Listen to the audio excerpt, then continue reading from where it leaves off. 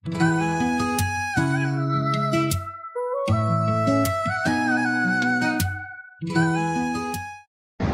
কিছুদিন মাত্র অপেক্ষা, তারপরই আছে ধূমকেতু। এই ধূমকেতুতে আমরা দেখতে পাচ্ছি দেব আর শুভশ্রী জুটি, যেটা আমারও পার্সোনালি খুব ফেভারিট। তোমার কি মনে হয় আগামী দিনে বা ভবিষ্যতে দেব শুভশ্রী জুটিকে আমরা আবার দেখতে পাবো? কিছু কিছু অনস্ক্রিন কাপল আছে যাদের কেমিস্ট্রি না স্ক্রিনে ম্যাজিক ক্রিয়েট করে। ম্যাটার করে না সিনেমা গল্প কীরকম matter. For example Ranbir Kapoor Deepika Padukone একটা অদ্ভুত ম্যাজিক ক্রিয়েট করে, রণবীর সিংয়ের থেকেও বেশি আমি বলছি দীপিকার সাথে।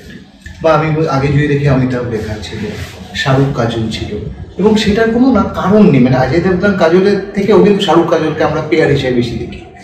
এইখানে যেটা আমাদের প্রসেনজিৎ চ্যাটার্জি ঋতুপর্ণা সেনগুপ্তর একটা ছিল, এবং সেটা একটা টাইমে কি হয়েছিল, দর্শকরা জানতেনি যে প্রসেনজিৎ চ্যাটার্জি ঋতুপর্ণা সেনগুপ্তরই সিনেমা আসছে। এটাই মানে বাংলা সিনেমা হিরো হিরোইন বলতে এদের দুজনই আসছে। এর পরবর্তীকালে যেটা হলো সেটা আমার সব মনে হয় যে জিৎ কোয়েল একটা জুটি, জিৎ শ্রাবন্তী একটা জুটি। এই দুটো জুটি তো হিট জুটি ছিল। জিৎ শ্রাবন্তীর মধ্যে খুব সাধারণ প্রেমের গল্প ভালো লাগতো, আর জিৎ কোয়েলের একটা অন্যরকম একটা কেমিস্ট্রি ছিল। শুভশ্রী আর দেবদার যে জুটিটা, সেইটা কিন্তু ইয়াং জেনারেশনের কাছে একটা খুব মানে একটা হট অ্যান্ড হ্যাপেনিং ব্যাপার ছিল।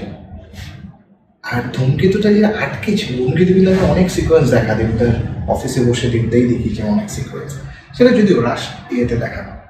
তা আমার মনে হয় সিনেমা যদি ম্যাজিক ক্রিয়েট করে,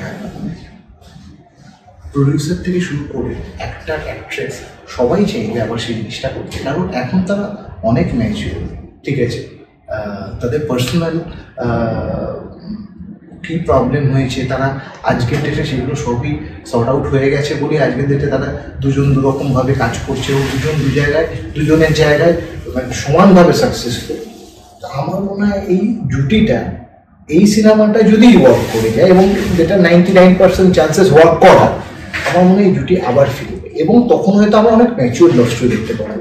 আমরা হয়তো তখন আর এ হাওয়া সিল্কি সিল্কি গান দেখতে পারবো না, চ্যালেঞ্জের মতো নিউ এজ কমার্শিয়াল হয়তো কিছু আমরা সিনেমা হয়তো তারা নিয়ে আসতে পারে।